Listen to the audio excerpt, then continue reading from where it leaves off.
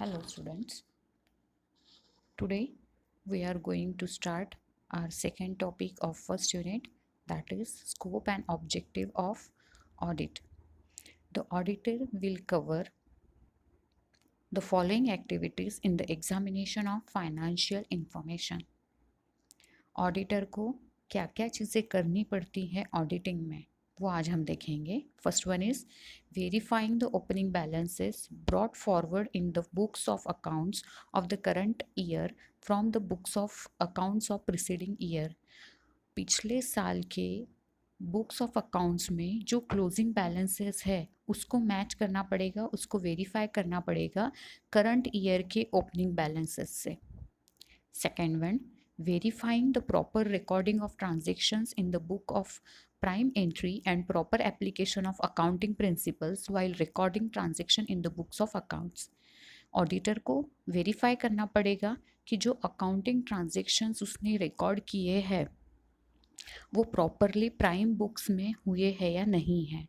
Secondly, कि उसने accounting principles को प्रॉपरली अप्लाई किया है या नहीं है.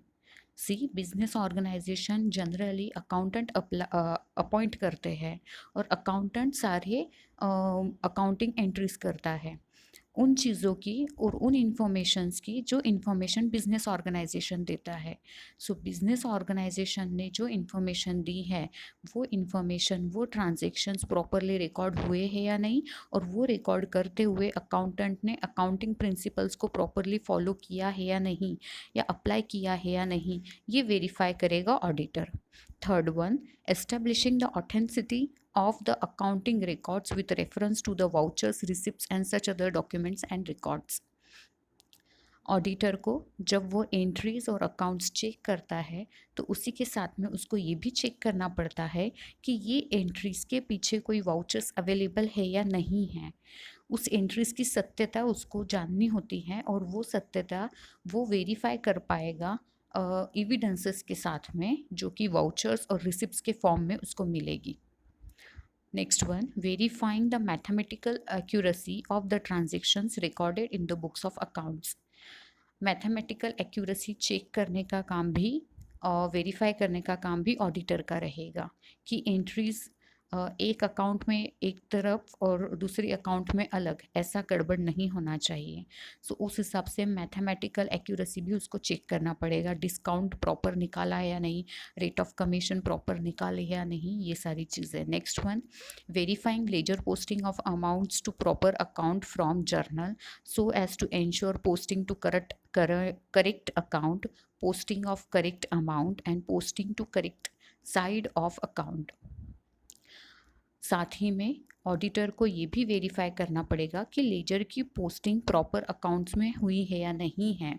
जर्नल से लेजर में पोस्टिंग होती है तो वो प्रॉपरली हुई है या नहीं. साथ ही में जो पोस्टिंग हुई है वो प्रॉपर अकाउंट में हुई है कि नहीं, ये उसको वेरीफाई करना पड़ेगा. Proper amount, correct amount ledger में पोस्ट हुआ है या नहीं. साथ ही में वो करेक्ट साइड में, अकाउंट की करेक्ट साइड में उसकी पोस्टिंग हुई नहीं, या ये सारी चीज़ें हुई या नहीं, ये सारी चीज़ें ऑडिटर को वेरीफाई करना पड़ेगा. Next one is verifying arithmetical accuracy of the accounts and trial balances.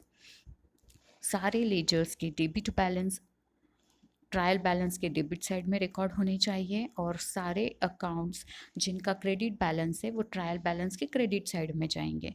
और ट्रायल बैलेंस के जो भी डेबिट साइड के बैलेंसेस है और डेबिट साइड के जो अकाउंट्स है वो trading account, profit and loss account and balance sheet में जाएंगे.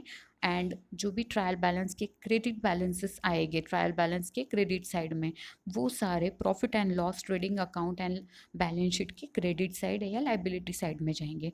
तो ऑडिटर को यही सारी चीज़ें, यही एक्यूरेसी वेरीफाई करनी होगी.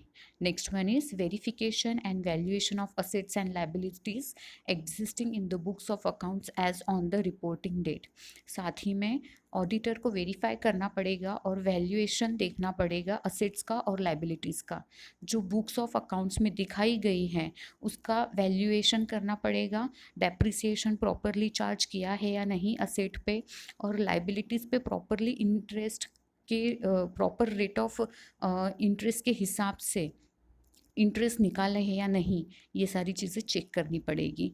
Receiving explanation from the auditee on the doubts that may arise about the recording of transaction in the books of accounts of auditing organization and getting the doubts cleared. Here auditing is a person or organization जो कि auditor से अपने books of accounts verify करके ले रहा है, audit करवा के ले रहा है. सो जो पर्सन ऑडिट कर रहा है वो ऑडिटर है, और जिसके बुक्स ऑफ अकाउंट्स का एग्जामिनेशन हो रहा है वो कहलाएगा ऑडिटी. तो जब कभी ऑडिटर को कोई ट्रांजैक्शन में, कोई एंट्रीज में या बुक्स ऑफ अकाउंट्स में कोई चीज़ क्लियर नहीं है, कोई चीज़ का डाउट है, तो उस बारे में उसने उस ऑर्गेनाइजेशन से एक्सप्लेनेशन लेने चाहिए और अपने डाउट्स को क्लियर करना चाहिए. Next one, forming opinion on the truth and fairness of the financial position and financial performance of entity as on the reporting date. अब सारी चेकिंग होने के बाद में, बैलेंस शीट चेक करने के बाद में उस एंटिटी की फाइनेंशियल पोजीशन सही है या गलत है, और प्रॉफिट और लॉस चेक करने के बाद में उसका फाइनेंशियल परफॉर्मेंस किस तरह से है, इस बारे में अपना ओपिनियन वो ऑडिट रिपोर्ट में देगा. And last one, preparing audit report on the financial statement audited by him and presenting the same before the shareholder, that is the owner of the company. और सबसे लास्ट में सारे books जब check कर लिए, सारी चीज़ें क्लियर कर ली, जहाँ डाउट्स थे उसके बारे में क्लैरिफिकेशन और एक्सप्लेनेशन लेने के बाद में ऑडिट रिपोर्ट में वह अपना ओपिनियन रिकॉर्ड करेगा, और यही ऑडिट रिपोर्ट वो शेयर होल्डर्स के सामने प्रेजेंट करेगा. So this is the scope of audit. अब इसके आगे चलते हैं ऑब्जेक्ट ऑफ ऑडिट. तो बेसिकली ऑडिट का ऑब्जेक्ट, प्राइमरी ऑब्जेक्ट है to express opinion. Auditor audit करता है अपने ओपिनियन एक्सप्रेस करने के लिए. ऑडिट रिपोर्ट में वह अपने ओपिनियन एक्सप्रेस करता है कि पर्टिकुलर बिजनेस ऑर्गेनाइजेशन की जो बैलेंस शीट है या प्रॉफिट एंड लॉस अकाउंट है, तो उसके द्वारा जो चीज़ें क्लियर होती हैं, जैसे कि फाइनेंशियल पोजीशन क्लियर होती है बैलेंस शीट से, और फाइनेंशियल परफॉर्मेंस क्लियर होता है प्रॉफिट एंड लॉस अकाउंट से, तो वो ट्रू है और फेयर है, इस बारे में वह अपना ओपिनियन एक्सप्रेस करेगा. So primary object of audit is to express own opinion regarding the balance sheet and profit and loss account. Secondary object audit का है to detect error and frauds.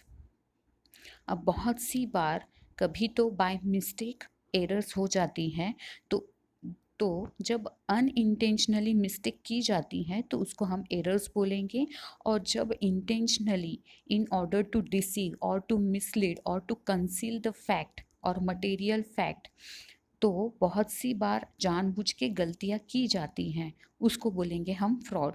So fraud और error detect करने के object से ही audit किया जाता है.